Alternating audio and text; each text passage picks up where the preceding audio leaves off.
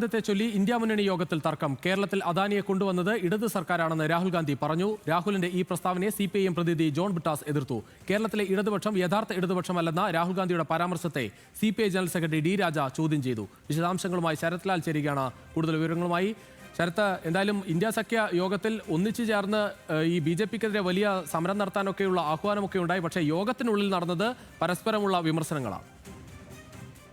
അതെ പ്രതീക്ഷ, അത് തന്നെയാണ് യോഗത്തിനുള്ളിൽ. കാരണം ഇടതുപക്ഷവും CPIM-ഉം അതുപോലെ രാഹുൽ ഗാന്ധിയും നേരിട്ട് ഏറ്റുമുട്ടി എന്ന് തന്നെ നമുക്ക് പറയേണ്ടി വരും. കാരണം CPIM-നെ, അതായത് പിണറായി വിജയനെതിരെ തെരഞ്ഞെടുപ്പ് സമയത്ത് രാഹുൽ ഗാന്ധി നേരിട്ട് ഉന്നയിച്ച ആരോപണങ്ങളുള്ള CPIM-ന്റെ പ്രതിഷേധം മല്ലികാർജ്ജുന ഖാർഗെക്ക് പാർട്ടി കത്തായി നൽകിയിരുന്നു. ആ വിഷയമാണ് ഇന്നലെ ജോൺ ബ്രിട്ടാസ് ഈ ഇന്ത്യ സഖ്യ യോഗത്തിൽ അവതരിപ്പിച്ചത്. അതിനുള്ള മറുപടിയും തുടർ ചർച്ചകളുമാണ് അഡാനി പ്രശ്നം, അല്ലെ അഡാനിയുടെ വിഷയം വന്നത്. അഡാനി വിഷയ തർക്കത്തിലേക്ക് കാര്യങ്ങൾ നീങ്ങുകയും ചെയ്തു. കാരണം തന്റെ, അതായത് രാഹുൽ ഗാന്ധിയുടെ കേരളത്തിൽ ലെഫ്റ്റ് ഫാർ ലെഫ്റ്റ് ആണ്, അല്ലെങ്കിൽ ലെഫ്റ്റിൽ നിന്ന് പുറത്തുള്ള ലെഫ്റ്റ് ആണ് കേരളത്തിൽ ലെഫ്റ്റ് എന്ന പരാമർശത്തെയാണ് D രാജ ചോദ്യം ചെയ്തത്. അതിനുള്ള മറുപടി താൻ പറഞ്ഞതിന് തനിക്ക് തെളിവുണ്ട്, താൻ അതിൽ ഉറച്ചു നിൽക്കുന്നു. അതിന് പ്രധാന കാരണം അദാനിയെ പോലുള്ള ഒരു വ്യവസായി അല്ലെങ്കിൽ കോർപ്പറേറ്റിനെ കേരളത്തിൽ കൊണ്ടുവന്നത് ഇടതു സർക്കാരാണ് എന്നാണ് രാഹുൽ ഗാന്ധി വിശദീകരിച്ചത്.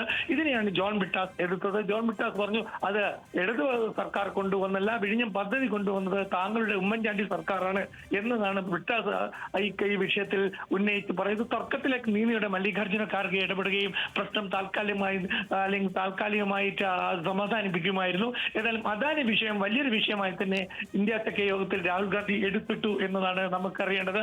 അതിൽ വളരെ പ്രധാനപ്പെട്ട ഈ UDF സർക്കാർ, അല്ലെങ്കിൽ കേരളത്തിലെ UDF സർക്കാർ അദാനി അല്ലെങ്കിൽ വിഴിഞ്ഞം തുറമുഖത്തുള്ള നിലപാട് എന്തായിരിക്കും എന്നതിന്റെ ഒരു സൂചന കൂടി ഈ യോഗത്തിൽ ബ്രിട്ടാസ് ചോദ്യം ചെയ്തിട്ടുണ്ട്.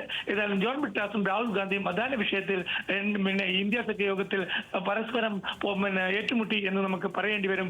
രുജീഷ്.